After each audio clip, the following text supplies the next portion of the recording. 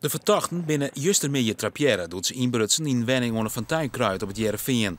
De inbrekers gaan er zonder kloers van terug waarna de politie een klapjacht begint in Friesland en Flevoland. In eerste instantie wordt er één inbreker oppakt. Maar een oplettende politieman, die het onderwijs naar hoers is, komt juist jongen Tjentolven de oren op het spoor.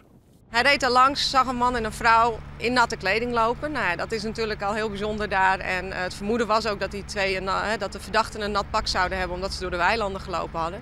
Hij heeft meteen collega's gealarmeerd en die zijn daar gekomen en hebben de man en de vrouw kunnen aanhouden. Nou, toen hadden we zoiets, die andere twee moeten ook in de buurt zijn. Zoektocht is weer actief opgezet, dus de helikopter is er weer bijgekomen. Politiehonden zijn erbij gekomen. Nou, en een van de politiehonden heeft toen een spoor gevonden. Die heeft daarop op alarm geslagen. En aan de hand daarvan zijn de laatste twee verdachten hebben we die ook aan kunnen houden. Het gaat om een vrouw en 4 man uit Mexico en Guatemala, alle keer in de 20.